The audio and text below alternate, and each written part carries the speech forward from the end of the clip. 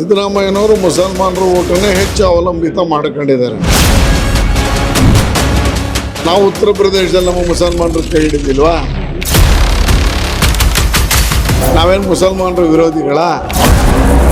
ಅವ್ರು ನಿಮ್ಮನ್ನು vote bank ಮಾಡ್ಕೊಂಡಿದ್ದಾರೆ. ಮುಸಲ್ಮಾನರನ್ನ ಸಮನಾಗಿ ನೋಡಿ.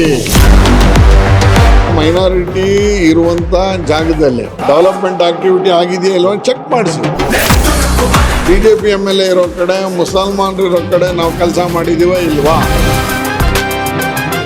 ಮುಸಲ್ಮಾನರು ಬಿಜೆಪಿಯನ್ನ ಒಪ್ಪಿಕೊಂಡರೂ ಬಿಜೆಪಿ ಅವರನ್ನು ಅಪ್ಪಿಕೊಳ್ಳುತ್ತಾ ಅನ್ನೋದು ಬಹಳ ಜನರಿಗೆ ಪ್ರಶ್ನೆ ಇರುತ್ತೆ. ಈ ಚುನಾವಣೆಯಲ್ಲಿ ಪಾಠ ಕಳಿಸಿ. ನೀವು ನಮ್ಮಲ್ಲಿ ಒಬ್ಬರಾಗಿ, ನಾವು ನಿಮ್ಮಲ್ಲಿ ಒಬ್ಬರಾಗ್ತೀವಿ. ಈ ಬಾರಿ ಮುಸಲ್ಮಾನರ ಬೂತಲ್ಲೂ ಭಾರತೀಯ ಜನತಾ ಪಾರ್ಟಿಗೆ ಕೈ ಹಿಡಿಯುವಂತ ಎಲ್ಲ ಸಾಧ್ಯತೆಗಳು ಕಾಣ್ತಾ ಇದೆ. ಈ ಕಾರ್ಯಕ್ರಮದ ಪ್ರಾಯೋಜಕರು ವಿನಯ್ ಕುಮಾರ್ ತರೀಕೆರೆ, ಮಹಾಪ್ರಧಾನ ಕಾರ್ಯದರ್ಶಿ, ಬೆಂಗಳೂರು ಕೇಂದ್ರ ಲೋಕಸಭಾ ಕ್ಷೇತ್ರ, ಯುವ ಜನತಾ ದಳ. ಅಭಯನಲ್ಲಿ ಇವತ್ತಿನ ಗೋಲ್ಡ್ ಪ್ರೈಸ್ ಚೆಕ್ ಮಾಡಿದ್ಯಾ? ಇಲ್ಲ. ಅಭಯನಲ್ಲಿ ಗೋಲ್ಡ್ ಸೇಲ್ ಮಾಡು, ಗೋಲ್ಡ್ ಇಂಟ್ರೆಸ್ಟ್ ಸೇವ್ ಮಾಡು. 8861 600 600. ದಾವಣಗೆರೆ ದಕ್ಷಿಣ ದಂಗಲ್ನಲ್ಲಿ ಈಗಾಗಲೇ ರಣರಣ ಅನ್ನೋ ರೀತಿಯಲ್ಲಿ ಕಾವು ಸಿಕ್ಕಾಪಟ್ಟೆ ಜೋರಾಗಿದೆ. ನನ್ನ ಜೊತೆ ಮಾತಾಡೋದಕ್ಕೆ ಶಾಸಕರಾದಂತಹ ಶ್ರೀವತ್ಸ ಅವರಿದ್ದಾರೆ. ಹೇಗಿದೆ ಸರ್ ರೆಸ್ಪಾನ್ಸ್? ಏನಂತಾರೆ ಜನ ಗ್ರೌಂಡಲ್ಲಿ ನೋಡಿದಾಗ ಈ ಬಾರಿ ದಾವಣಗೆರೆ ದಕ್ಷಿಣದಲ್ಲಿ ಬಿಜೆಪಿಗೆ ಒಂದು ಅವಕಾಶ ಕೊಡಬೇಕು ಅಂತಿದೆ. ಒಬ್ಬ ಸಾಮಾನ್ಯರಲ್ಲಿ ಸಾಮಾನ್ಯ. ಎರಡನೇದು, ಈ ಸರ್ಕಾರದ ಅನೇಕ ವೈಫಲ್ಯಗಳು ನಮ್ಗೆ ಅನುಕೂಲಕ್ಕೆ ಬರ್ತಾ ಇದೆ. ಶಾಮನೂರು ಶಿವಶಂಕರಪ್ಪನವರು ಇದ್ದಾಗ ಅದೊಂದು ಹಿರಿತನ ಇತ್ತು. ಈಗ ವಂಶ ಪಾರಂಪರ್ಯವನ್ನು ಬೆಳೆಸುವ, ಅದನ್ನು ಈ ಹಂತಕ್ಕೆ ತರುವಂಥ ಕೆಲಸವನ್ನು ಮಾಡ್ತಾ ಇರೋದರ ವಿರುದ್ಧ ಜನ ಇವತ್ತು ಬೇಸರಗೊಂಡಿದ್ದಾರೆ. ಹೋಗಿದ ಕಡೆ ಯುವಕರು ಅದೇ ಹೇಳ್ತಿದ್ದಾರೆ. ಆ ಹಿನ್ನೆಲೆಯಲ್ಲಿ ಈ ಬಾರಿಯ ಈ ಚುನಾವಣೆ ನಮಗೊಂದು ವರದಾನವಾಗಿ, ಆಶಾದಾಯಕವಾಗಿ ಪರಿಣಾಮ ಆಗುವಂಥ ಚಾನ್ಸಸ್ ಇದೆ. ಓಕೆ ಸರ್, ಮುಸ್ಲಿಂ ವೋಟರ್ಸ್ ವಿರೋಧವನ್ನ ಕಾಂಗ್ರೆಸ್ಗೆ ವ್ಯಕ್ತಪಡಿಸ್ತಾ ಇದ್ದಾರೆ. ಅದು ವೋಟ್ ಆಗಿ ಬಿಜೆಪಿಗೆ ಹೇಗೆ ಕನ್ವರ್ಟ್ ಆಗ್ತಾ ಇದೆ ಅಂತ? ಯಾಕೆಂತಂದ್ರೆ ಯುವಕರಲ್ಲಿ ಬಹಳ ದೊಡ್ಡ ಪ್ರಮಾಣದಲ್ಲಿ ಆಕ್ರೋಶ ಇದೆ. ಇದೊಂದು ಸೀಟ್ ಕಾಂಗ್ರೆಸ್ ಹೋಗಿ ಬಿಜೆಪಿ ಬಂದ್ರೆ ಏನು ಸಮಸ್ಯೆ ಇಲ್ಲ, ಸರ್ಕಾರ ಬೀಳಲ್ಲ ಅನ್ನುವಂಥ ಪರಿಜ್ಞಾನ ಅವರಲ್ಲೂ ಕೂಡ ಬೆಳ್ಕೊಂಡಿದೆ. ಅಲ್ಲ, ಅದೇನೆ ನಮಗೆ ಕರ್ನಾಟಕದಲ್ಲಿ ಮಾತ್ರ ಸಿದ್ದರಾಮಯ್ಯನವರು ಮುಸಲ್ಮಾನರ ಓಟನ್ನೇ ಹೆಚ್ಚು ಅವಲಂಬಿತ ಮಾಡ್ಕೊಂಡಿದ್ದಾರೆ. ನಾವು ಉತ್ತರ ಪ್ರದೇಶದಲ್ಲಿ ನಮ್ಮ ಮುಸಲ್ಮಾನರು ಕೈ ಹಿಡಿದಿಲ್ವಾ? ನಮಗೆ ರಾಜಸ್ಥಾನದಲ್ಲಿ ಕೈ ಹಿಡಿದಿಲ್ವಾ? ನಮಗೆ ಡೆಲ್ಲಿಲಿ ಕೈ ಹಿಡಿದಿಲ್ವಾ? ನಾವೇನು ಮುಸಲ್ಮಾನರ ವಿರೋಧಿಗಳ?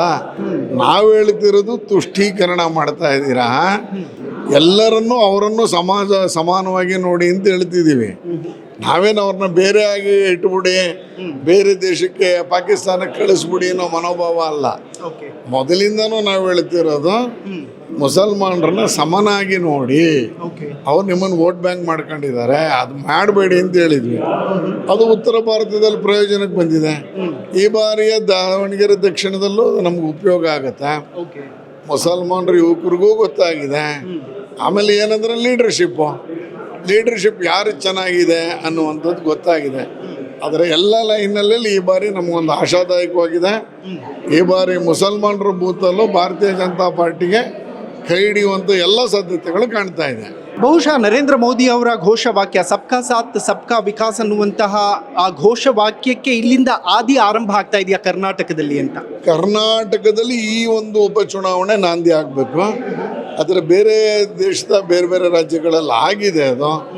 ಈ ಬಾರಿ ಇಲ್ಲಿ ಮಾಡಿ ನರೇಂದ್ರ ಮೋದಿ ಅವ್ರನ್ನ ನಂಬಿಕೊಳ್ಳಿ, ರಾಷ್ಟ್ರದ ರಾಜ್ಯದ ನಾಯಕರುಗಳ ಬಗ್ಗೆ ವಿಶ್ವಾಸ ಇಡಿ. ನಿಮಗೆ ತೊಂದರೆ ಆಗದಂಗೆ ಭಾರತೀಯ ಜನತಾ ಪಾರ್ಟಿಯ ಎಲ್ಲೆಲ್ಲಿ ಶಾಸಕರುಗಳು ಗೆದ್ದಿದ್ದೀವಿ ಆ ಎಲ್ಲ ಕಡೆ ಈ ಸಲ ಮೈನಾರಿಟಿ ಇರುವಂಥ ಜಾಗದಲ್ಲಿ ಡೆವಲಪ್ಮೆಂಟ್ ಆಕ್ಟಿವಿಟಿ ಆಗಿದೆಯಾ ಇಲ್ವಾ ಚೆಕ್ ಮಾಡಿಸಿ. ನೀವು ಮಾಧ್ಯಮದವರು ರಿಯಾಲಿಟಿ ಚೆಕ್ ಮಾಡಿ. ಬಿಜೆಪಿ MLA ಇರೋ ಕಡೆ, ಮುಸಲ್ಮಾನರು ಇರೋ ಕಡೆ ನಾವು ಕೆಲಸ ಮಾಡಿದೀವ ಇಲ್ವಾ? ಮಾಡಿದ್ದೀವಿ ಅನ್ನೋದು ನಂಬಿಕೆ ಬಂದದಾದ್ರೆ ಈ ಬಾರಿ ಚುನಾವಣೆ ವೋಟ್ ಮಾಡಿ. ನಾವಂತೂ ನಿಮ್ಮ ಜೊತೆ ಇರ್ತೀವಿ. ನೀವು ವೋಟ್ ಕೊಡಿ ಬಿಡಿ, ಕೆಲಸ ಮಾಡೋದ್ರಲ್ಲಿ ತಾರತಮ್ಯ ಮಾಡೋದಿಲ್ಲ ಬಿಜೆಪಿ ಶಾಸಕರು. ಹಾಗಾಗಿ ಮೈಸೂರಿನಲ್ಲಿ ನಂದೇ ಕ್ಷೇತ್ರದ ಉದಾಹರಣೆಯನ್ನು ತೆಗೆದುಕೊಂಡು ನೋಡಿ. ಚುನಾವಣೆ ಆದಮೇಲೆ ನಾನು ಹೆಂಗೆ ನಡ್ಕೊಂಡಿದ್ದೀನಿ ಅದೇ ನಿಮಗೆ ಮಾದರಿ ಆಗುತ್ತೆ ಆ ಬಾರಿ. ಹಾಗಾಗಿ ಈ ಬಾರಿಯ ದಾವಣಗೆರೆ ಚುನಾವಣೆಯನ್ನು ಮುಸಲ್ಮಾನ್ ಬಾಂಧವರು ವೋಟ್ ಹಾಕಬೇಕು ಅಂತ ಮನವಿಯನ್ನು ಮಾಡ್ಕೋತೀನಿ. ಮುಸಲ್ಮಾನರು ಬಿಜೆಪಿಯನ್ನ ಒಪ್ಪಿಕೊಂಡರೂ ಬಿಜೆಪಿ ಅವರನ್ನು ಅಪ್ಪಿಕೊಳ್ಳುತ್ತಾ ಅನ್ನೋದು ಬಹಳ ಜನರಿಗೆ ಪ್ರಶ್ನೆ ಇರುತ್ತೆ. ಅದು ನೋಡಲಿ ಅಂತ ಒಂದ್ಸಲ ನಮ್ಮನ್ನು ನಂಬಿ ನಾವೇನು ಮಾಡ್ತೀವಿ ಅಂತ ನೋಡಿ. ಆಮೇಲಿಂದ ನಮ್ಮ ಬಗ್ಗೆ ನೀವು ಯೋಚನೆ ಮಾಡೋಂಗಾಗತ್ತೆ. ಅದಕ್ಕೆ ಹೇಳಿದ್ದು UPಲಿ ಡೆಲ್ಲಿಲಿ ಎಲ್ಲ ಕಡೆ ನಮಗೆ ಕೈ ಹಿಡ್ದಿದ್ರಿ, ಬಿಹಾರದಲ್ಲೂ ಸೇರಿದಂಗೆ.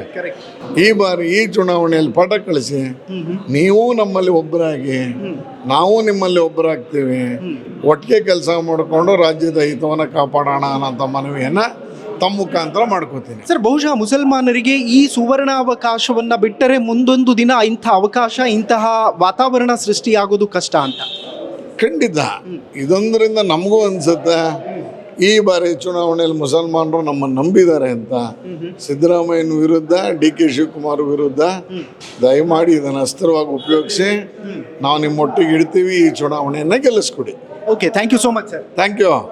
ಓಕೆ, ನೋಡಿದ್ರಲ್ಲ ವೀಕ್ಷಕರೇ, ಇದಿಷ್ಟು ಶ್ರೀವತ್ಸ ಅವರ ಮಾತುಗಳು. ಅದೇನೇ ಇರಲಿ, ಈ ವಾತಾವರಣ ಏನಿದೆ ಇದು ಮತ್ತೆ ಮುಂದೆ ಸಿಗುತ್ತೆ ಅನ್ನುವಂಥದ್ದು ಗೊತ್ತಿಲ್ಲ ಎಷ್ಟರ ಮಟ್ಟಿಗೆ ಈ ಥರದ ಅವಕಾಶಗಳು, ಸನ್ನಿವೇಶಗಳು ಒದಗಿ ಬರುತ್ತೆ ಅಂತ. ಆದರೆ ಒಂದಂತೂ ಸತ್ಯ, ಈ ಬಾರಿ ಗೆಲುವು ನಿಶ್ಚಿತ ಅನ್ನುವಂಥ ಅಭಿಪ್ರಾಯವನ್ನು ವ್ಯಕ್ತಪಡಿಸ್ತಾ ಇದ್ದಾರೆ. ನೋಡ್ತಾ ಇರಿ ಎಲ್ಲವೆಂದು. ನಾನು ಸೈಯದ್ ಹಿದಾಯತ್, ಸೈನಿಂಗ್ ಆಫ್ ದಾವಣಗೆರೆಯಿಂದ ಕ್ಯಾಮ್ರಾ ಪರ್ಸನ್ ಸಚಿನ್ ಜೊತೆ.